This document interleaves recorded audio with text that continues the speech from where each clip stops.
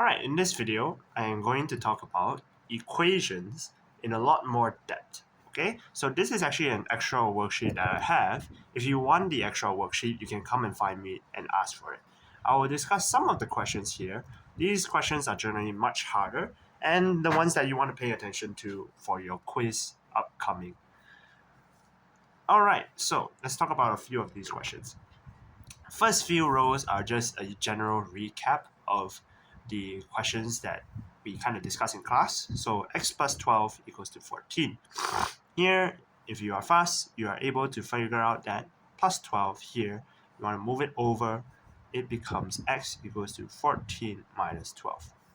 Or if you're doing the balancing method, you want to get rid of the 12, you want x to be by itself, so minus 12 on both sides, so that it's balanced. 12 minus 12 is 0, then 14 minus 12, here x equals to 2.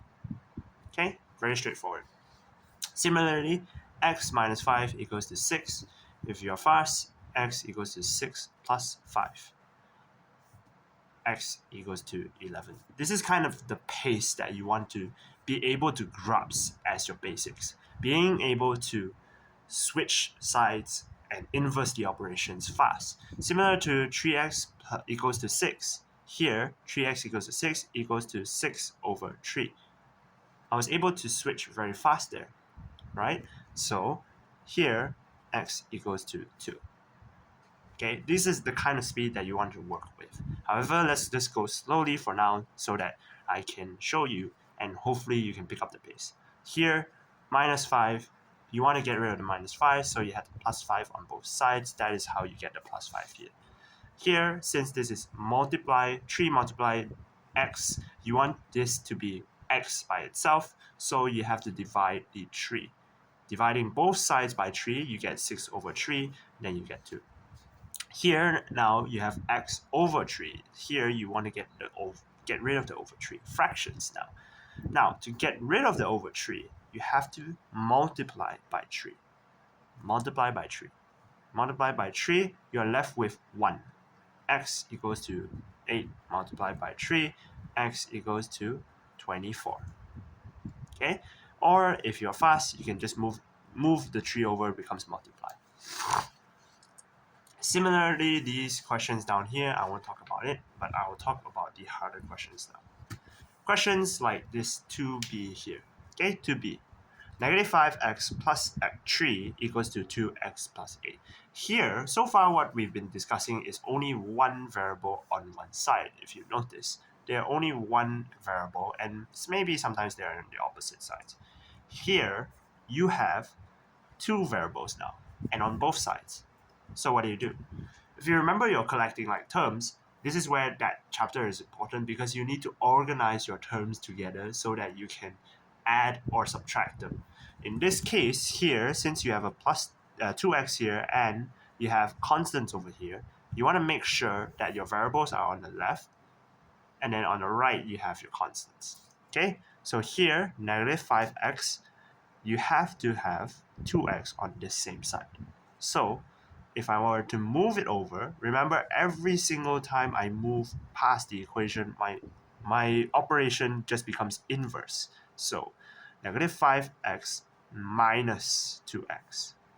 Okay? It's just like balancing. When I want 2x to be gone, I minus 2x. Then I minus 2x on this side as well. Okay? Then my plus 3, I also want to move it over. So minus 3. Okay? Plus positive move over becomes negative. Here I have negative 7x equals to 5. Now, here is a tricky part.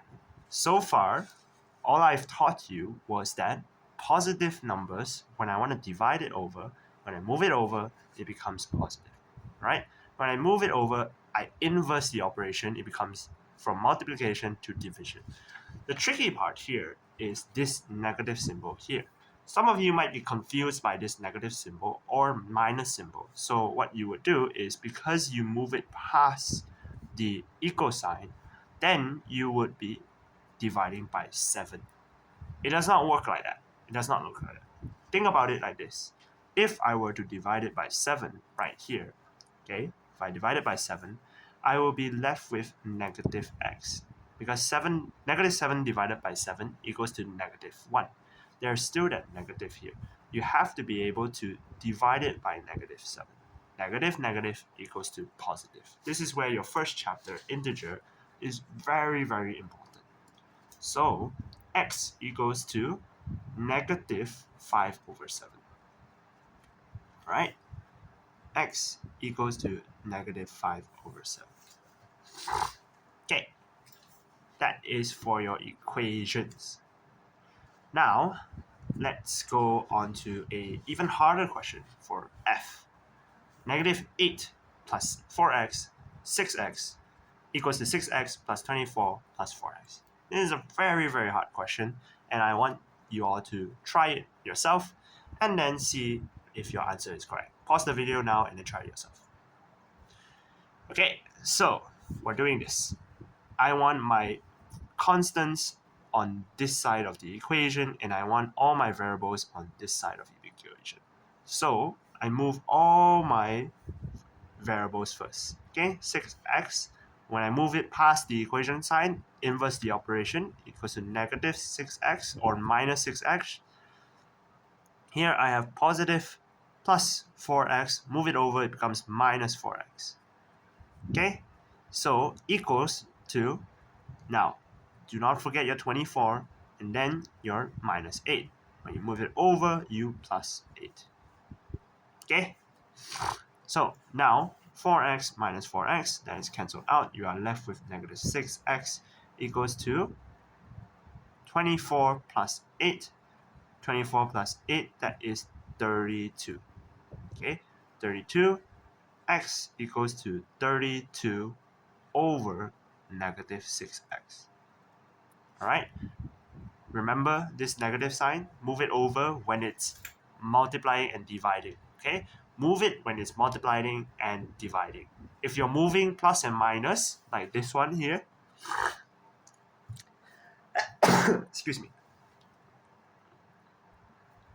like this one here, negative 8 or minus 8, if you move it over to become a plus, then your plus and minus, it changes. But here, since it is a multiplying and dividing operation, since it's 6 multiplied by x or negative 6 multiplied by x, you have to move the entire negative 6. Okay, so x equals to 32 over negative 6. That is not your final answer because you can still simplify. You have 32 and 6. Both of them can be divided by 2. They are the common factors. So you have 16 over 3. And don't forget your negative. Remember, negative 6. So don't forget your negative. X equals to 16 over 3. Negative 16 over 3. That is your final answer. Okay, that is all for this one. The brackets one, they are just basically expanding brackets. They are extra work as well. The more important one is your fractions. Okay, your fractions one are always the one that gets people. Okay, so here let's do a few questions. X over 7 plus 8 equals to 13.